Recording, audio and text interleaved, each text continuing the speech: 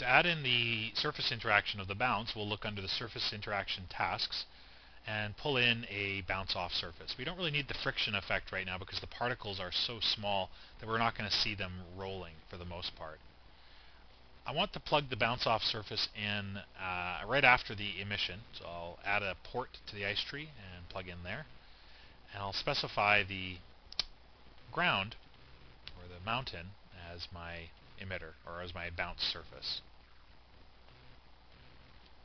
If I double click on the compound to open it up, I don't need a continuous deformation, it's just a static collision, and for now I could try using the particle size to calculate the bounce. I don't want the bounce factor to be too high. I do want the particles to bounce, but I do want them to settle down, and I'll have them bounce off at some slightly random angles.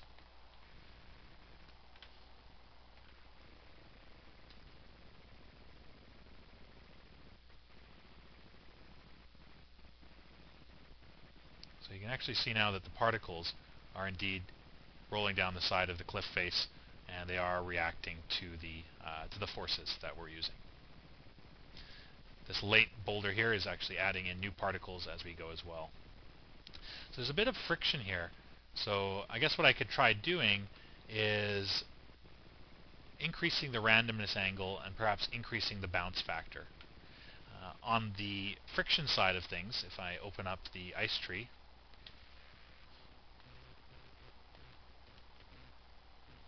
I might be able to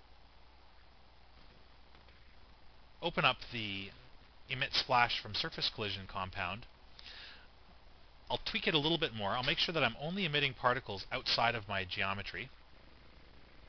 So I don't want particles created on the underside of my surface.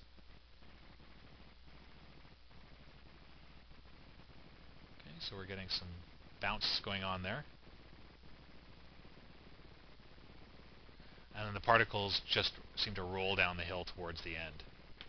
So I'm going to take their surface friction, and I'm going to lower that, and take their speed and increase their overall speed. So this is an emission factor. It's not actually going to work until I rewind and set the values again.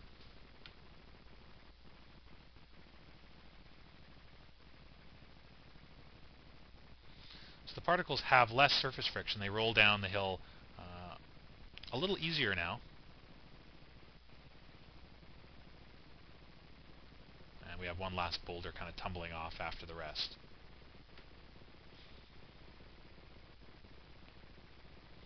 You can spread the particles out a little more.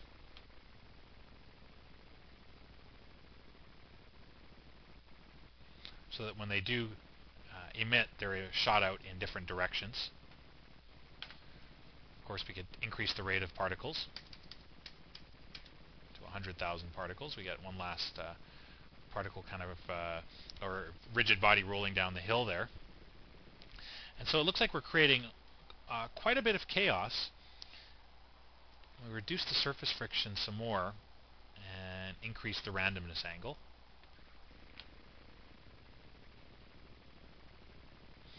And as particles seem to be getting away from me here, not a big deal. I can always increase the resistance by increasing the drag.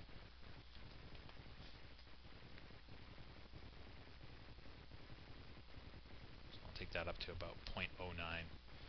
So now I shouldn't have particles getting away on me too much. You always have to be careful as well about the angle in which you're viewing. There we go. You can see these particles shoot out quickly, but then the gravity takes over and pulls them down.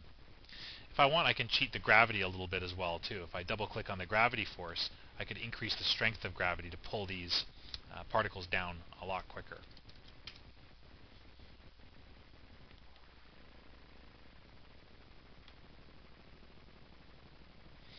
I'll change the color of these particles. Perhaps a good idea at this point would be to randomize the color of the particles and even randomize the size as well in terms of the shape or scale.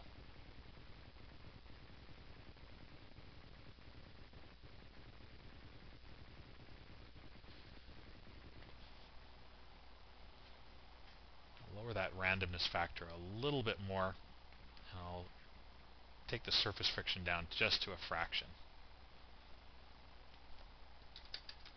I'll double the amount of particles one more time. And now we should have a good bit of chaos going on.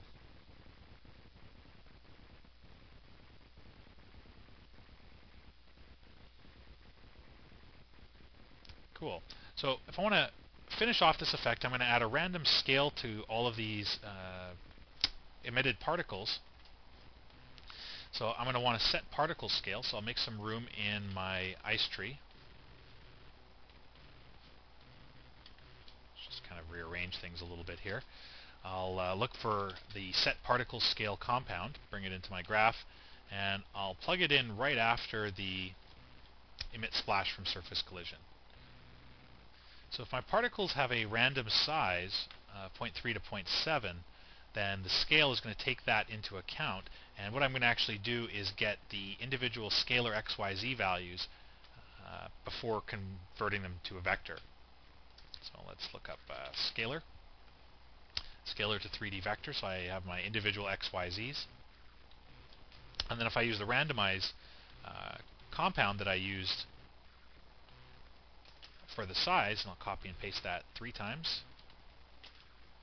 And the idea here is to use the same random scale, 0.3 to 0.7, but just change the random seed. So we're taking these 3 random values with the same min-max, but just randomly distributing them amongst different particles.